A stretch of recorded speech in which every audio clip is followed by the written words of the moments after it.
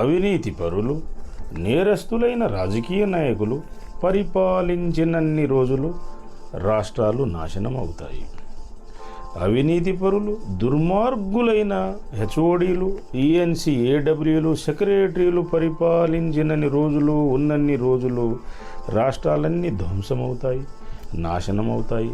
అభివృద్ధి ఉండదు, న్యాయం జరగదు. అపరాధులు, దోపిడీ చేసే వ్యక్తులు, కరప్ట్, ఫ్రాడ్ చేసే వ్యక్తులు, ముఖ్యమంత్రులు, మంత్రులు, ఎమ్మెల్యేలు, ఎంపీస్, హెచ్ఓడీలు, ఈఎన్సీ, ఏడబ్ల్యూలు, సెక్రటరీలు వీరు ఉన్నన్ని రోజులు, పరిపాలన చేసినన్ని రోజులు, వారిని కంటిన్యూ చేసినన్ని రోజులు ఆ రాష్ట్రాలు అభివృద్ధి చెందవు, అవి నాశనం అవుతాయి.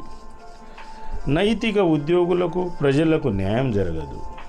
అవినీతిపరులైన ముఖ్యమంత్రులు, మంత్రులు, హెచ్ఓడీలు, ఈఎన్సీ, ఏడబ్ల్యూ సెక్రటరీలకు ఆ దేవుళ్ళు సహకరించరు, ప్రకృతి సహకరించదు. ఎందుకంటే వాళ్ళు మారడం లేదు, మారరు కూడా.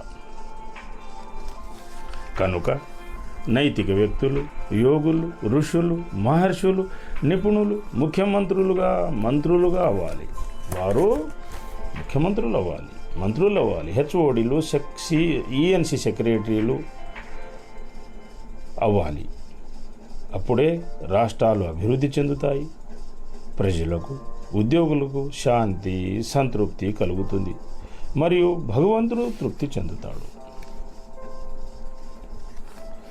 అలాగే నైతిక వ్యక్తులు, కోర్టు న్యాయమూర్తులు, ప్రధానమంత్రులు, రాష్ట్రపతులు, ఉపరాష్ట్రపతులు, గవర్నర్లు వీరందరూ ధర్మంగా పాలన చేయాలి, ముందుకు రావాలి, ఎంక్వైరీలు చేయాలి. అవినీతి పరులైన రాజకీయ నాయకుల్ని, హెచ్ఓడీలు, ఈఎన్సీ, ఏడబ్ల్యూ సెక్రటరీలను శిక్షించాలి, వారి అక్రమ సొత్తును రికవరీ చేయాలి.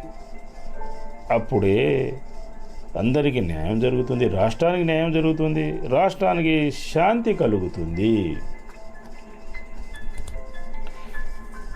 నైతిక రాజకీయ నాయకులు, అలాగే నీతి గల హెచ్ఓడీలు, సెక్రటరీలు, ఈఎన్సీలు మంచివాళ్ళు ఎప్పుడైతే ఈ ప్రభుత్వంలో శాఖల్లో వస్తారో అప్పుడు ఈ నేరాలు, ఘోరాలు, పాపాలు ఉండవు, కోట్లాది అప్పులు ఉండవు, రాష్ట్రాభివృద్ధి ఉంటుంది, శాంతి ఉంటుంది. ప్రకృతికి, భగవంతుడికి సంతోషం కలుగును. నిజమైన న్యాయం రాష్ట్రానికి జరుగును, శాంతి చేకూరును.